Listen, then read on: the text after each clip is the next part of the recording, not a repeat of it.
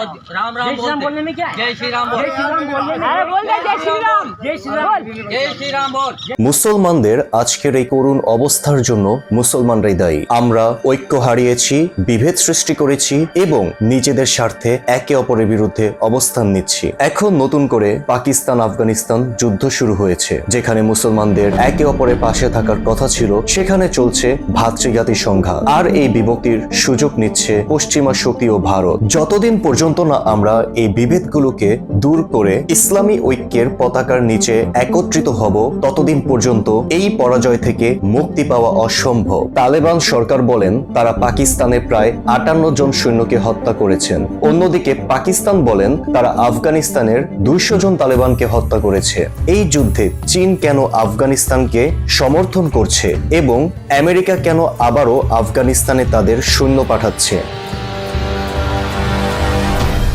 Donald Trump দাবি করেছিলেন আফগানিস্তানের বাগরাম বিমান ঘাঁটিটি আমেরিকানদের কাছে হস্তান্তর করতে, কিন্তু তালেবান সরাসরি না করেছে, তারা তা করবে না। তখন আমেরিকা জানায় যদি বাগরাম নিজেদের হাতে না তুলে দেওয়া হয় তাহলে আফগান নাগরিকদের সঙ্গে খারাপ কিছু হতে পারে। এরপর কিছুদিন পরে কাবুলে একটি বিমান হামলা ঘটে। তালেবান অভিযোগ করে এটি পাকিস্তান করেছে।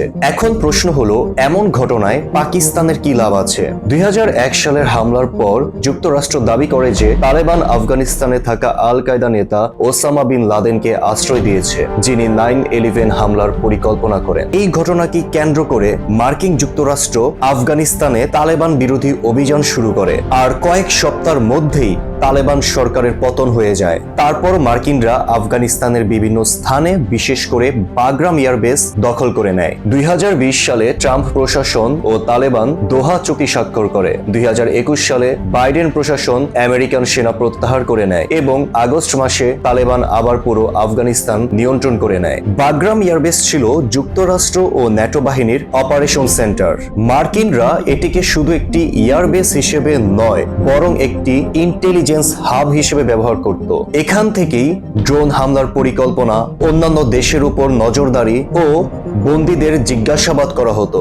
অনেক বিশ্লেষকদের মতে বাগরাম এয়ারবেস আফগানিস্তানে থাকা শুধু একটি ঘাঁটি নয়, বরং এটি একটি জিওপলিটিক্সের কৌশলগত কেন্দ্র। বিশেষ করে তাদের মতে এই ঘাঁটির গুরুত্ব শুধু আমেরিকা ও আফগানিস্তানের মধ্যে সীমাবদ্ধ নয়, বরং রাশিয়া, চীন, এশিয়া এবং ইরানের সাথে দক্ষিণ ও মধ্য এশিয়ার ভূ রাজনৈতিক প্রতিযোগিতার দিকে দেখাচ্ছে। মার্কিনরা বাগরাম এয়ারবেসের উপর নজর দেওয়ার কারণ হচ্ছে যাতে তারা চীন ও রাশিয়ার উপর নজর দিতে পারে। বিশেষজ্ঞরা বলেছেন বাগরামের অবস্থান এমন যে একদিকে চীনের উইংজিয়াং এবং পার্শ্ববর্তী এলাকার নজর দেওয়ার জন্য উপযুক্ত, অন্যদিকে মধ্য এশিয়া, পাকিস্তান ও ভারতীয় উপমহাদেশের সঙ্গে সীমানা ও প্রতিযোগিতার ক্ষেত্রে ঘাঁটি হিসেবে কাজে লাগাতে পারে। যদি মার্কিনদের কাছে বাগরাম এয়ারবেস থাকে তাহলে তারা খুব সহজ করেই চীনের উপর নজর রাখতে পারবে।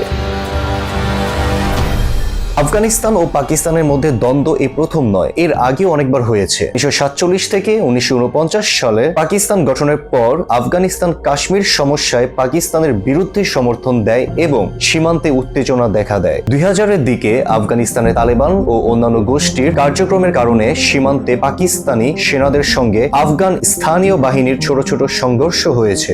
আমাদের বেশিরভাগ মানুষেরই ধারণা তালেবান শুধু আফগানিস্তানে আছে। ব্যাপারটি এরকম নয়, তালেবান পাকিস্তানেও আছে।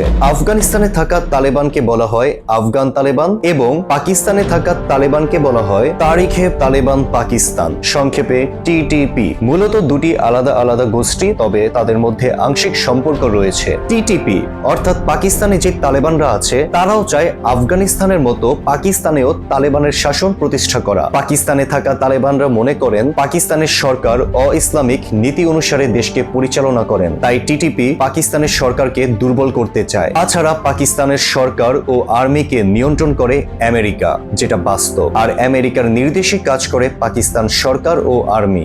আফগানিস্তান ও পাকিস্তানের যুদ্ধের সময় আফগানিস্তানের পররাষ্ট্রমন্ত্রী ভারতে সফর করেন। দেখুন, পশ্চিমা, জাতিসংঘ সকলেই তালেবানকে বিশ্বের কাছে জঙ্গি হিসেবে উপস্থাপন করছে। বিগত কয়েক বছর ধরে তালেবান তাদের ইমেজকে সুন্দর রাখার জন্য চেষ্টা করছে বিশ্বের কাছে, তাই ভারতের সাথে ভালো সম্পর্ক রেখেছে তালেবান। ভারত আফগানিস্তানের বড় বড় প্রকল্পে বিনিয়োগ করছে, যেমন সড়ক নির্মাণ, শিক্ষা প্রতিষ্ঠান, হাসপাতাল, বিদ্যুৎ কেন্দ্র সহ অনেক কিছুই। আফগানিস্তান স্বাধীন হওয়ার পর থেকে ভারত তাদের বড় সমর্থক। ভারত আফগানিস্তান সরকারকে কূটনৈতিক ও অর্থনৈতিকভাবে সমর্থন দেয়। জিওপলিটিক্সে কেউ কারো স্বার্থ ছাড়া সাহায্য করবে না। ভারত কখনোই চাবে না আফগানিস্তান আর পাকিস্তানের মধ্যে সম্পর্ক ভালো থাকুক। ভারত চাইবে পাকিস্তান আর আফগানিস্তানের সীমান্তে যাতে সংঘর্ষ চলতে থাকুক। 17 সেপ্টেম্বর 2025-এ পাকিস্তান ও সৌদি আরব একটি প্রতিরক্ষা চুক্তিতে স্বাক্ষর করেছে। এই চুক্তিতে বলা হয়েছে, যদি এক দেশকে আক্রমণ করা হয় তা উভয় দেশের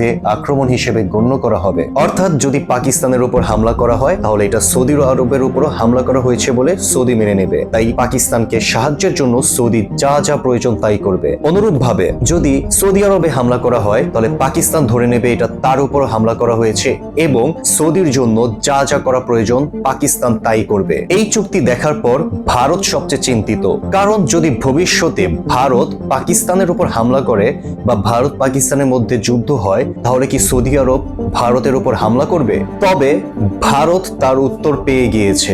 আফগানিস্তান যখন পাকিস্তানের উপর হামলা করেছিল তখন সৌদি আরব আফগানিস্তানের বিরুদ্ধে কোনো প্রকার অ্যাকশন নেয়নি। সৌদি আরব কখনোই পাকিস্তানকে হয়তো সাহায্য করবে না, তবে সৌদি পাকিস্তানের সাথে এই চুক্তিটি করেছে পাকিস্তানকে ব্যবহার করার জন্য।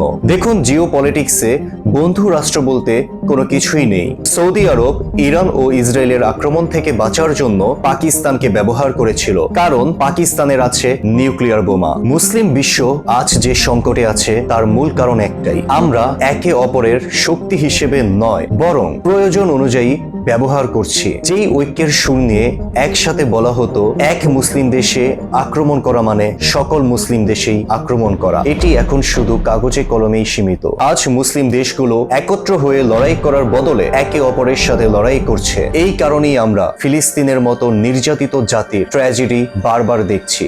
আল্লাহ হাফেজ, আসসালামু আলাইকুম।